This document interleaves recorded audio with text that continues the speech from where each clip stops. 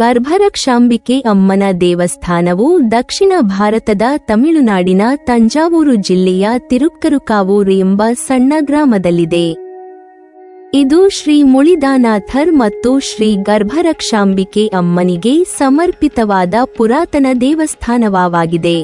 ಇಲ್ಲಿನ ಗರ್ಭರಕ್ಷಾಂಬಿಕೆಯು ಹೆಸರಿನಂತೆಯೇ ತನ್ನ ಭಕ್ತರ ಗರ್ಭದ ರಕ್ಷಣೆ ಮಾಡುತ್ತಾಳೆ. ಸಾಕಷ್ಟು ಮಂದಿ ಸಂತಾನ ಭಾಗ್ಯಕ್ಕಾಗಿ ಗರ್ಭರಕ್ಷಾಂಬಿಕೆಯ ಮೊರೆ ಹೋಗುತ್ತಾರೆ. ಈ ದೇವಸ್ಥಾನವನ್ನು ಇತರ ದೇವಾಲಯಗಳಿಂದ ಭಿನ್ನವಾಗಿಸುವ ವಿಶೇಷ ಲಕ್ಷಣವೆಂದರೆ ಇಲ್ಲಿ ಶ್ರೀ ಗರ್ಭರಕ್ಷಾಂಬಿಕೆ ಅಮ್ಮನ್ ಮಹಿಳೆಯರಿಗೆ ಬಂಜೆತನಕ್ಕೆ ಸಂಬಂಧಿಸಿದ ಸಮಸ್ಯೆಗಳನ್ನು ಪರಿಹರಿಸುತ್ತಾಳೆ. ಆಕೆಯು ಭಕ್ತರಿಗೆ ಸುರಕ್ಷಿತ ಮತ್ತು ತೊಂದರೆ ಮುಕ್ತ ಹೆರಿಗೆಯಾಗುವಂತೆ ಅವರಿಗೆ ಆಶೀರ್ವಾದ ಮಾಡುತ್ತಾಳೆ. ಸಂತಾನವನ್ನು ಹೊಂದುವುದು ಪ್ರತಿ ದಂಪತಿಗಳ ಕನಸು. ಆದರೆ ಆ ಕನಸು ಕೆಲವರಿಗೆ ನನಸಾಗೋದಿಲ್ಲ. ಆದರೆ ಇಲ್ಲಿನ ದೇವಿಯ ಮೇಲೆ ನಂಬಿಕೆ ಇಟ್ಟು ಆಕೆಯನ್ನು ಪೂಜಿಸಿದ್ದಲ್ಲಿ ಅವರ ಆಸೆ ನೆರವೇರುತ್ತದಂತೆ. ದೇವಿಯು ಭಕ್ತರ ಮೇಲೆ ತನ್ನ ಸಹಾನುಭೂತಿಯನ್ನು ತೋರುತ್ತಾಳೆ.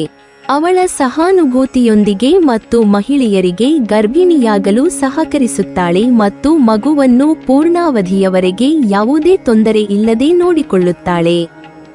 ಶ್ರೀ ಗರ್ಭರಕ್ಷಾಂಬಿಕೆ ಅಮ್ಮನ್ ತನ್ನ ಭಕ್ತೆ ವೇದಿಕೈನನ್ನು ಗರ್ಭಿಣಿಯಾಗುವಂತೆ ಆಶೀರ್ವದಿಸಿದಳು. ಅದರಂತೆಯೇ ವೇದಿಕೈ ಗರ್ಭಿಣಿಯಾದಳು. ಆದರೆ ವೇದಿಕೈ ತನ್ನ ಭ್ರೂಣವನ್ನು ಕಳೆದುಕೊಂಡಾಗ ದೇವತೆ ಗರ್ಭರಕ್ಷಾಂಬಿಕೆ ಆಕೆಯ ರಕ್ಷೆಗೆ ಬಂದು ಆಕೆಯ ಭ್ರೂಣವನ್ನು ರಕ್ಷಿಸಿ ಹೆರಿಗೆ ಸುಸೂತ್ರವಾಗಿ ನಡೆಯುವಂತೆ ಮಾಡುತ್ತಾಳೆ. ಈ ದೈವಿಕ ತಾಯಿಯಿಂದ ಅನೇಕ ಭಕ್ತರು ಸಂತಾನ ಭಾಗ್ಯವನ್ನು ಪಡೆದಿದ್ದಾರೆ. ಈ ದೈವಿಕ ದೇವತೆಯಿಂದ ಆಶೀರ್ವದಿಸಲ್ಪಟ್ಟಿರುವ ಅನೇಕ ಜನರು ತಮ್ಮ ಅನುಭವವನ್ನು ಹಂಚಿಕೊಂಡಿದ್ದಾರೆ. ಗರ್ಭ ಧರಿಸಲು ಹಾಗೂ ಹೆರಿಗೆಯಲ್ಲಿ ತೊಂದರೆ ಅನುಭವಿಸುತ್ತಿದ್ದ ದೇಶ ವಿದೇಶಗಳ ಅನೇಕ ಭಕ್ತರು ಸಹ ಇಲ್ಲಿನ ದೇವಿಗೆ ಪ್ರಾರ್ಥನೆ ಸಲ್ಲಿಸಿ ದೇವಿಯ ಆಶೀರ್ವಾದ ಪಡೆದಿದ್ದಾರೆ. ಉತ್ತಮ ಆರೋಗ್ಯಕ್ಕಾಗಿ ಶ್ರೀ ಮುಳ್ಳಿವಾನನಾಥರ್ ಸ್ವಾಮಿಯನ್ನು ಪೂಜಿಸಲಾಗುತ್ತದೆ. ಇಲ್ಲಿ ಸ್ವಾಮಿ ಸ್ವಯಂಭೂ ಎನ್ನಲಾಗುತ್ತದೆ.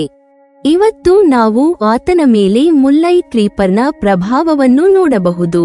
ಮುಳ್ಳಿವಾನನಾಥರ್ ಗಟ್ಟಿಯಾದ ಮಣ್ಣಿನಿಂದ ಮಾಡಲ್ಪಟ್ಟಿದ್ದಾರೆ ಮತ್ತು ಈ ದೇವರಿಗೆ ಅಭಿಷೇಕ ನಡೆಯುವುದಿಲ್ಲ. ಬದಲಾಗಿ ಪುನುಗು ಸಟ್ಟವನ್ನು ವಾಲರ್ಪಿರೈ ಪ್ರಡೋಷಂ ದಿನ ಅಮಾವಾಸ್ಯೆಯ ನಂತರ 13ನೇ ದಿನದಂದು ನೀಡಲಾಗುತ್ತದೆ.